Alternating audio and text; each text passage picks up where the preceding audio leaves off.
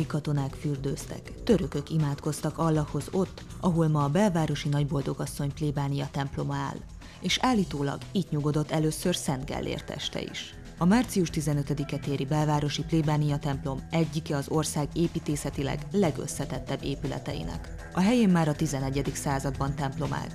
A templom régészeti feltárása most a végéhez érkezett. A tulajdonos fővárosi önkormányzat és a plébánia közös sajtótájékoztatót tartott a témában.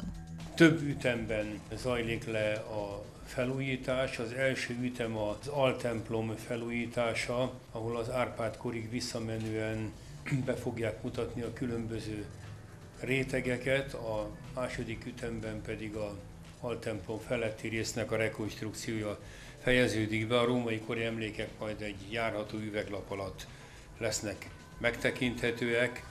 A főváros elsősorban a belső burkolatok helyreállítását finanszírozza, egy nagyon jelentős állami támogatás is kapott plébános atya, amire a támogatási szerződéshez a tulajdonosi hozzájárulást ebben a hónapban a főváros illetékes bizottsága kiadta.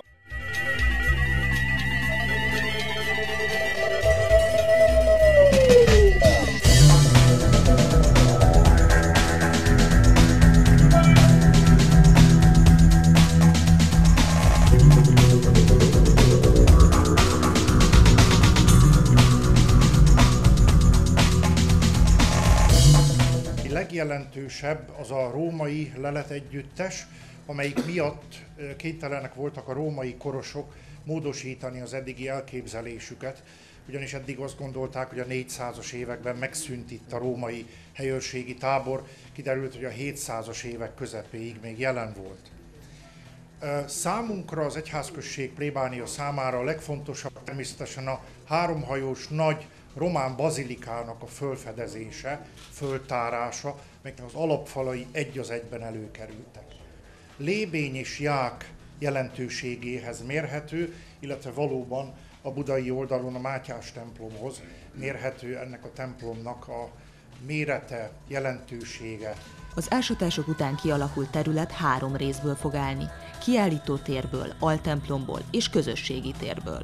A kiállítótérben közel 1100 év emlékei láthatóak majd, a római emlékeket üvegpadlón keresztül lehet majd megcsodálni. A közösségi tér kialakítása hiánypótló lesz a plébánia életében, mert jelenleg nincsen olyan terme a gyülekezetnek, ahol programjaikhoz helyet biztosíthatnának. Az imádságos altemplom rész a szokásos altemplomi funkciókat fogja ellátni, keresztelők és egyéb liturgikus szertartásokat végezhetnek majd itt. A főváros 130 millió, a kormány 180 millió forinttal támogatja a projektet.